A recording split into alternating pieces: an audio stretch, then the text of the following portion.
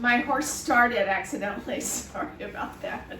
My name's Kerry Petty, and I'm here to give you tips on riding dressage specifically by using Pilates to stabilize your core. Today's topic that just has thrown me. Today's topic is on the hand position, the steadiness of the arms.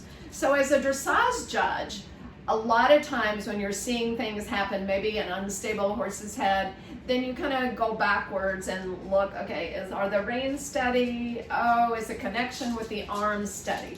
So a lot of times it is not. So biomechanically, you want the weight of the arms to hang from your shoulder girdle. You shouldn't have to artificially hold your arms up. So you could think of dropping the weight from your arms down into your elbows. Since your elbows are pretty much in line with your side, then the weight of the arm can be carried in the elbow. That frees up tension in the forearms and in the hands.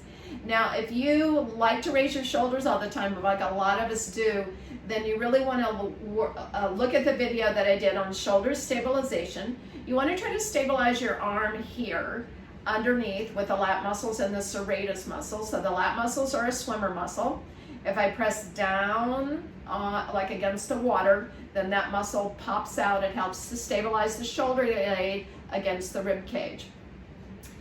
Your serratus muscle, almost like a superhero muscle is what they call it. So, or if you think about Hulk Hogan or the Incredible Hulk, kind of that pressure inward like you're holding a giant ball, you'll feel again a muscle here that helps to support the shoulder blade against the rib cage, so it's not wandering all over the place, or when you think you want your shoulders to go up, if you have the stabilizers here, you'll feel a little pull on it. So let's look what happens when you stabilize your shoulders. Now, it is a given that your core is stabilized. Now, a refresher on that, I'm pulling up on the pelvic floor. I'm tightening my transverse muscle, that is a weightlifter's belt around the midsection of the body. This helps to give me stability around the core. Think of guide wires. Think of pouring a foundation for your house. This is the foundation of me as I ride. Okay, so now I'm going to deliberately turn on the horse. All right. So when I'm moving here, when the horse is moving, I have to absorb that motion in my hips. I can absorb the motion in my hips if my core is engaged. If my core is not engaged, notice how much it starts to throw me backwards. So if you sit behind, that may be because your core is not engaged. The horse continues to move forward, so you've got to catch up to it to be stiller so that you are aligned right up over your hips. Ears over shoulders, shoulder over hip, hip over heel.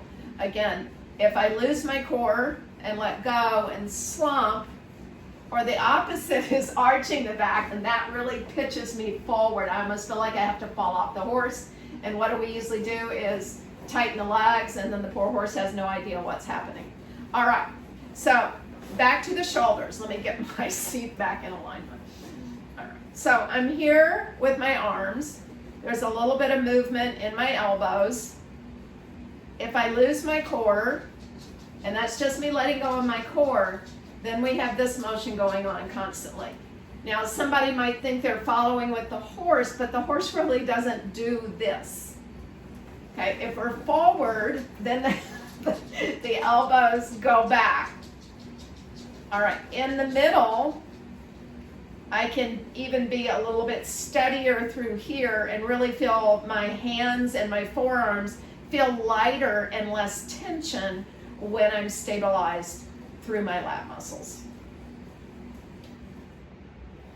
All right, that is your tip on shoulder stabilization and why your arms may not move correctly in with the horse, or why you can't keep your arms steady. It always comes back to the basics of your core.